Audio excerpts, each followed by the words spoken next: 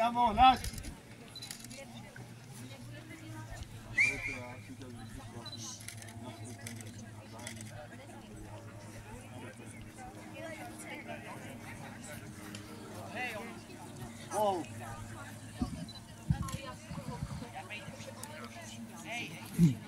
Takže ďakujem veľmi pekne veliteľovi za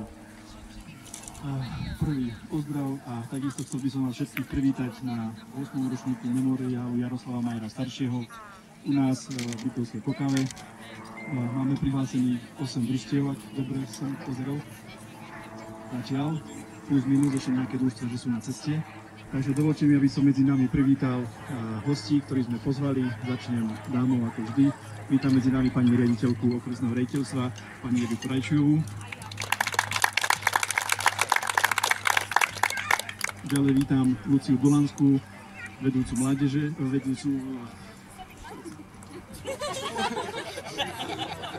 komisie mládeže, pardon.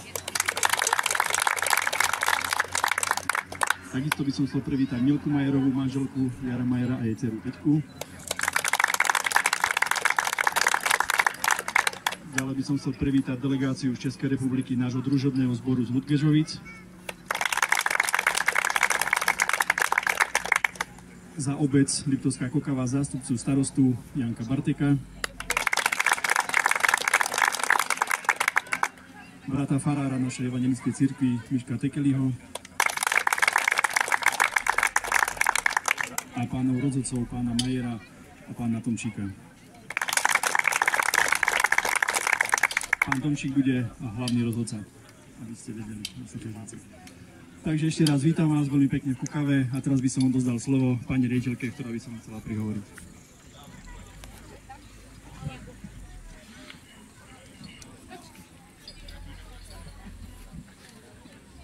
Milá rodina Miloša Majera, vážený pán zástupca starosta, hostia, milá hasiči, som veľmi rada, že si prijala pozvanie na túto akciu. Má tu vždycky taký ráz osobitý, neviem, či je to preto, že je to pod tým krývaňom krásnym, ktorý síce dneska nevidíme, ale tušíme, že tam je. A takisto teda tušíme, že výkony budú určite dobré. Hlavne sa teším, že máme nejaké družstva do ligy, lebo snažíme sa stále na tom niečo vylepšovať a zapojiť čoraz viac družstiev. Viem, že je to ťažké a ten čas to nejaký stojí, táto práca.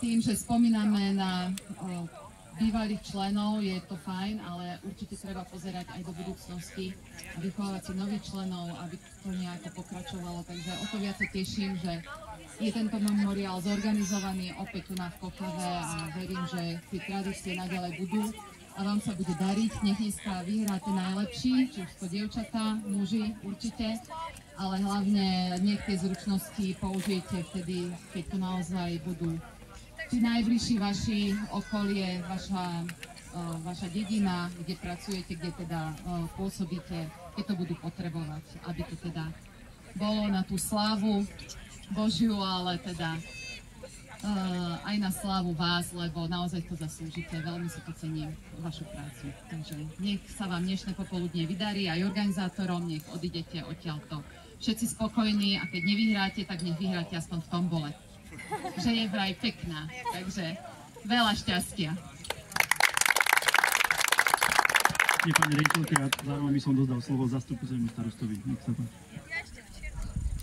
Takže ďakujem za slovo, Richard. Dovolte mi, aby som aj ja vás v mene svojom a v mene obecného úradu privítal u nás v Kokave na tejto peknej akcii. Má názov 8. ročník memoriálu Jaroslava Majera. Ako viacerí, ktorí ste ho poznali, tak viete, kto to bol. Ja som ho tiež mal tú česť osobne poznať, takže viem, že to bol zanietený chlap, ktorý sa venoval hlavne v osobnom voľne výchove mládeže, ktorý viedol tomuto peknému, aj keď niekedy možno že aj nebezpečnému koníčku, za čo mu patrí naozaj vďaka. Teraz, keď sme sa tu na takto stretli, tak by som tiež chcel pozdraviť hlavne manželku a dceru. Osobitne samozrejme by som chcel pozdraviť vás všetkých, súťažiacich hlavne, popriať vám úspechy a silu do týchto súťaží, ktoré budete absolvovať. Tiež by som chcel pripomenúť našich chlapcov, alebo naše chlapcov aj dievčatá samozrejme, požiarníkov. Chcel by som im týmto poďakovať za prácu, ktorú vykonávajú v obci. Či to už sú spoločenské alebo kultúrne akcie a v nemalej miere aj práce, ktoré prospievajú našej obci. Čiže za to im patrí veľká vďaka. Chcem vám popriať, či jedným alebo druhým, úspech v dnešnej súťaži a vám všetkým ostatným pekne strávené popoludnie v dnešnom dni. Ďakujem pekne.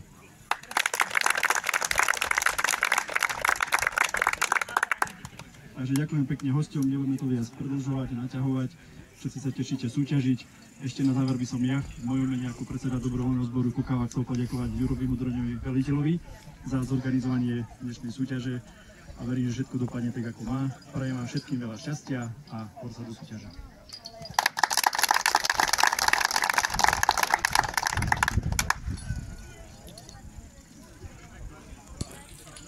Pozor, bude nikdy rozchod. Ja čisto, když máme.